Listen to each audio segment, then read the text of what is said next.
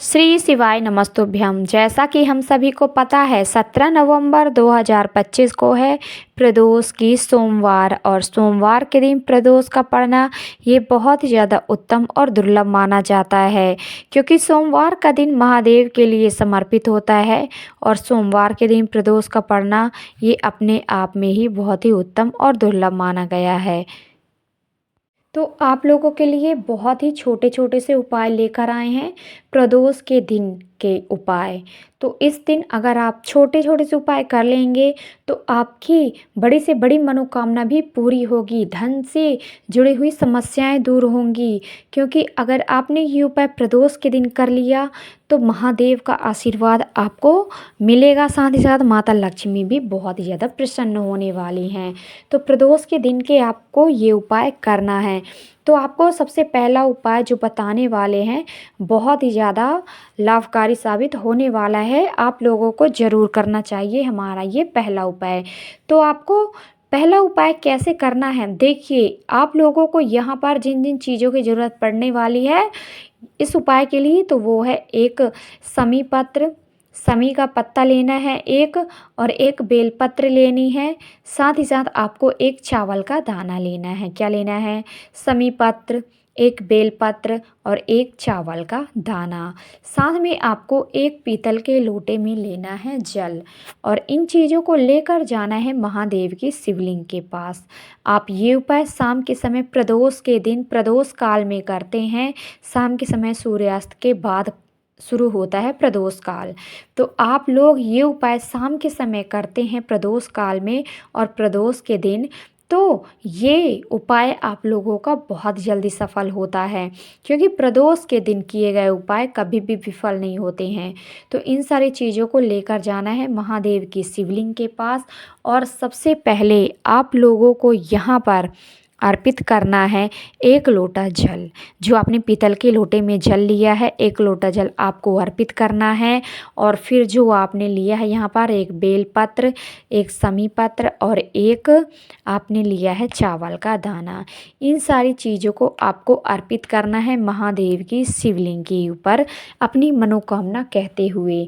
आपकी ऐसी कोई भी मनोकामना है जो अभी तक पूरी नहीं हुई है, आपने बहुत ही ज़्यादा कोशिश कर ली है ना, हर चीज़ ट्राई कर लिया, आपकी मनोकामना लेकिन पूरी नहीं हो रही है। धन से जुड़ी हुई समस्याएं हैं, आपके एग्ज़ाम से जुड़ी हुई समस्याएं हैं, आपके व्यापार आपके बिजनेस से जुड़ी हुई समस्याएं हैं, जो भी समस्या है, परिवार से जुड़ी हुई समस्याएं हैं, कोई भी समस्या है, जितनी भी बड़ी समस्या हो, आप केवल महादेव से कह दीजिए ये चीज़ें अर्पित करते समय जो आपने ली हैं। सच्चे दिल से अगर आप महादेव से कहते हैं तो महादेव आपका मनोकामना ज़रूर पूरी करते हैं, वो चाहे जितनी भी बड़ी मनोकामना हो। बस आपका दिल साफ़ होना चाहिए, आप सच्चे दिल से सच्चे हृदय से आप ये उपाय करेंगे तो महादेव बहुत ही जल्दी आपकी ये प्रार्थना सुनेंगे और आपकी मनोकामना को पूरी करेंगे। तो ये पहला उपाय आप करते हैं तो आपकी बड़ी से बड़ी मनोकामना भी पूरी होती है। तो हमारा ये पहला उपाय ज़रूर करिएगा, है ना। अगर कोई भी डाउट है, कोई भी समस्या है तो आप हमसे बोल सकते हैं।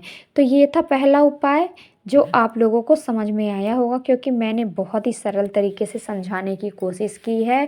अगर जो भी कुछ ऐसा है जो समझ में नहीं आया है तो आप कमेंट के द्वारा पूछ सकते हैं, ठीक है। तो ये पहला उपाय है। अब हम बात करेंगे हमारे दूसरे उपाय के बारे में, दूसरा उपाय, है ना। तो दूसरा उपाय कैसे करना है, किस तरीके से करना है, देखिए दूसरा उपाय जो है एक दीपक वाला उपाय है, ठीक है। आप लोगों को एक ऐसा उपाय करना है, शाम के समय करना है, सूर्यास्त के बाद करना है प्रदोष काल में, और प्रदोष के दिन ही करना है। तो आप लोगों को दीपक लेना है, एक दीपक लेना है, ठीक है। आप यहाँ पर मिट्टी का दीपक ले सकते हो, मिट्टी का नहीं है आपके पास तो आटे का बना लीजिए। बस कुछ चीज़ें हैं जो ध्यान में रखनी होती हैं आटे का दीपक बनाते समय। क्या हैं वो चीज़ें जो आपको ध्यान में रखनी है? आपको अलग से थोड़ा सा आटा लेना है, उसी को लगाना है ना, गूँथना है, और फिर उसी से छोटी छोटी दिए तैयार करने हैं। ये नहीं कि आपने रोटी के लिए आटा लगाया उसी में से ले लिया, नहीं, आपको अलग से ही लेना पड़ेगा। और उसमें केवल आटा और पानी होना चाहिए, उसमें नमक का इस्तेमाल नहीं करना है, ठीक है। और दीपक तैयार करना है, और इसमें गोल बाती रखनी है। गोल बाती रखनी है। आप यहाँ पर देसी घी ले सकते हैं, देसी घी नहीं है तो आप तिल का तेल उपयोग कर लीजिए यहाँ पर, और दीपक तैयार कर लीजिए। और इस दीपक को उठाकर लेकर जाना है। दीपक के साथ साथ आप एक चुटकी काले तिल के दाने ले लीजिए। और जाना कहाँ पर है? 3 ऐसे स्थान है जहाँ पर आप जा सकते हो। आपको प्रज्वलित करना है 3 में से कोई एक स्थान। देखिए, आपके घर के आसपास बेल का पेड़ मिल जाता है तो बेल के पेड़ के नीचे आप दीपक प्रज्वलित कर दीजिए, या फिर आप पीपल के वृक्ष के नीचे आप प्रज्वलित कर सकते हैं, या फिर आपके घर के आसपास कहीं आंवले का पेड़ मिल जाता है तो वहाँ पर भी आप प्रज्वलित कर सकते हैं। 3 जगहों में से केवल एक जगह पर आप प्रज्वलित कर देते हैं और अपने दिल की बात कह देते हैं। आपकी कोई समस्या है जो हल नहीं हो रही है ना, तो आप ये उपाय कर देते हैं, एक दीपक प्रज्वलित कर देते हैं। आप ये दीपक 4 प्रदोष लगातार कर लेते हैं तो आपकी वो समस्या ज़रूर सही होगी। आप सच्चे दिल से करिएगा लगातार 4 प्रदोष के दिनों में। तो ये उपाय, दूसरा उपाय बहुत ही सरल है, एक दीपक वाला उपाय था। ये तो आप लोगों को समझ में आ ही गया होगा, है ना, क्योंकि बहुत ही सरल सा उपाय है। तो इस उपाय को आप लोग ज़रूर करें प्रदोष के दिन, प्रदोष काल में। और सोमवार के दिन प्रदोष पड़ रही है तो ये तो बहुत ही ज़्यादा उत्तम है, क्योंकि ये दिन बहुत ही ज़्यादा शुभ माना गया है।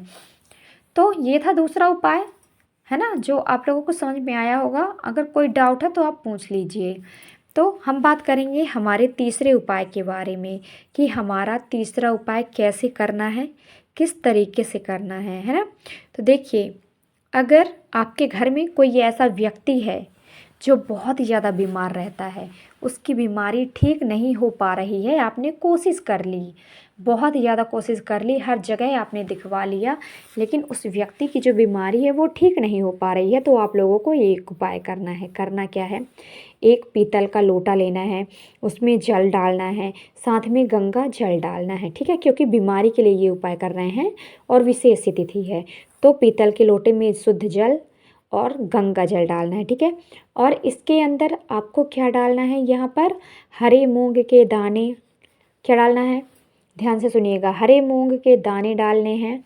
यहाँ पर एक बेलपत्र डालनी है, काले तिल के दाने डालने हैं थोड़े से, और यहाँ पर एक समी पत्र डालनी है, ठीक है। क्या क्या? जल, पीतल के लोटे में जल, शुद्ध जल डालना है, गंगा जल डालना है, हरे मूंग के दाने डालने हैं, काली तिल डालनी है, एक बेलपत्र और एक समी पत्र डालना है। और इस लोटे को लेकर उस व्यक्ति के ऊपर से 21 बार घुमाना है, ठीक है। और महादेव का मृत्युंजय मंत्र श्री शिवाय नमस्तुभ्यम आपको जाप करते जाना है। 21 बार उतारने के बाद इस लोटे को लेकर अपने पूरे घर में घूम लेना है, जितने भी रूम हैं हर जगह घूमना है। और जाना है कहाँ पर? महादेव की शिवलिंग के पास जाना है। महादेव की शिवलिंग आपके घर पर है तो इस उपाय को आप घर पर कर सकते हैं, वरना आपको शिवालय में जाना है, महादेव की शिवलिंग के पास जाना है। और महादेव के ऊपर ये एक लोटा जल उस व्यक्ति का नाम और गोत्र बोलते हुए, जो व्यक्ति बहुत ज़्यादा बीमार है जिसके लिए आप उपाय कर रहे हो, उस व्यक्ति का नाम और गोत्र बोलते हुए महादेव की शिवलिंग के ऊपर कुंदुक रूप कुंदकेश्वर महादेव का नाम स्मरण करते हुए ये जल अर्पित कर देते हैं और प्रार्थना कर लेते हैं महादेव से। तो उस व्यक्ति की बीमारी केवल 4 प्रदोष में सही हो जाती है। महीने में जितनी भी प्रदोष पड़ती हैं आप 4 प्रदोष कर लीजिए लगातार ये उपाय, वो व्यक्ति पूरी तरह से ठीक हो जाएगा। बस आपका विश्वास होना चाहिए और सच्चे दिल से आप करें इस उपाय को, महादेव आपकी ज़रूर सुनेंगे। तो ये उपाय, तीसरा उपाय बहुत ही सरल है, इस उपाय को ज़रूर करिएगा, आपका उपाय ज़रूर सफल होगा। ये था तीसरा उपाय। अब हम बात करेंगे हमारे चौथे उपाय के बारे में कि आपको करना क्या है। देखिए, प्रदोष के दिन, प्रदोष काल में यानी कि शाम के समय आप लोगों को जाना है महादेव की शिवलिंग के पास, लेकिन आपको करना क्या है? एक पीतल के लोटे में जल लेना है, गंगा जल डालना है और फिर एक लेना है धतूरा। क्या लेना है? धतूरा लेना है और जाना है महादेव की शिवलिंग के पास। आपको जाना है प्रदोष काल में, ठीक है। प्रदोष काल में जाना है महादेव की शिवलिंग के पास और 1 लोटा जल आपने जो लिया है उसे अर्पित करना है महादेव की शिवलिंग के ऊपर। और फिर जो आपने धतूरा लिया है, धतूरा आपको अपनी मनोकामना कहते हुए महादेव की शिवलिंग के ऊपर अर्पित कर देनी है। जो भी आपकी मनोकामना है उस मनोकामना को बोलना है मन में और श्री शिवाय नमस्तुभ्यम का जाप करना है और उस धतूरे को अर्पित कर देना है महादेव की शिवलिंग के ऊपर। ये जो उपाय है बहुत ही ज़्यादा सरल है, बहुत ही ज़्यादा अचूक है, तो इस उपाय को ज़रूर करें। साथ ही साथ वीडियो को लाइक कर दीजिएगा, चैनल को सब्सक्राइब भी कर दीजिएगा, बेल आइकन को प्रेस करना ना भूलें ताकि हमारी वीडियो की नोटिफिकेशन आप सभी को मिल पाए। अगर कोई भी समस्या है, कोई भी डाउट है, जितने हमने उपाय बताए हैं उन उपायों में से किसी भी उपाय में, तो आप हमसे कमेंट के द्वारा पूछ लीजिएगा और कमेंट बॉक्स में जयकारा लगाना ना भूलें। महादेव के भक्त जयकारा ज़रूर लगाइएगा। तो चलिए मिलते हैं हमारे नेक्स्ट वीडियो में। आपका दिन शुभ हो, मंगलमय हो, यही कामना रहेगी मेरी हमेशा ईश्वर से। हर हर महादेव, जय शिव शंभू, जय हो भोलेनाथ।